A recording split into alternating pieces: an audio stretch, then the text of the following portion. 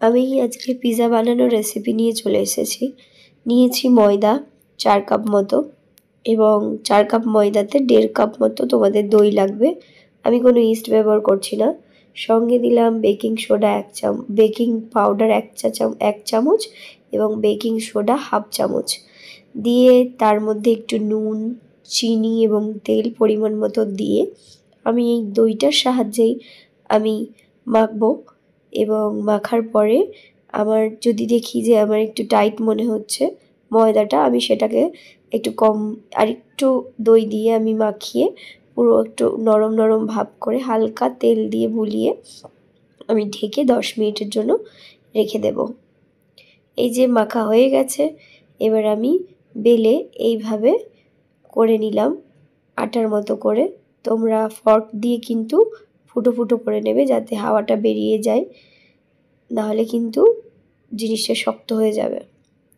তারপরে আমি সস দিয়েছি। এটা সসটা তোমরা বাড়িতেও তৈরি করতে পারো, কিন্তু আমার এই হট অ্যান্ড সোর সুইট সসটা বেশ ভালো।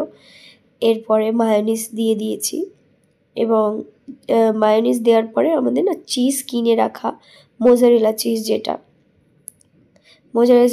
মোজারেলা চিজটা কিছুক্ষণ বানানোর আগে তোমরা রেখে দেবে এবং এইভাবে গ্রেট করে করে প্রথম 2টো লেয়ার করতে হবে। প্রথম লেয়ারে এইভাবে দিয়ে দেবে, এইভাবে দিয়ে চারিদিকে ছড়িয়ে দেবে যাতে পুরো জায়গাটায় একটা চিজের একটা টেস্টটা অনুভব করতে পারো।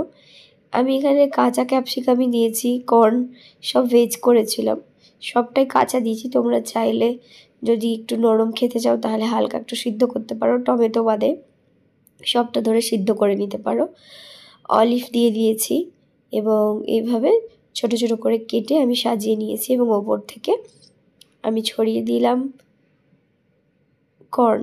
তারপরে আস্তে আস্তে ওপরে আমি আবার এই চিজটা দিয়ে দিলাম এবং আমি মাইক্রোওয়েভের মধ্যে দিয়ে কনভেকশন মোডে 180 ডিগ্রিতে আমি রেখেছি।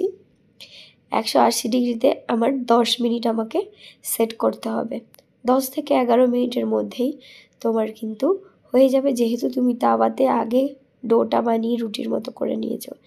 এই এসে গেল আমার পিৎজা রেডি এবং পিৎজাটা খেতে অসাধারণ হয়েছিল। ওপর থেকে তোমরা চিলি ফ্লেক্স, অরিগ্যানো ছড়িয়ে কেটে 4 ভাগ করে কেটে তোমরা পরিবেশন করতে পারো। ভালো লাগলে শেয়ার করো। সকলকে ধন্যবাদ।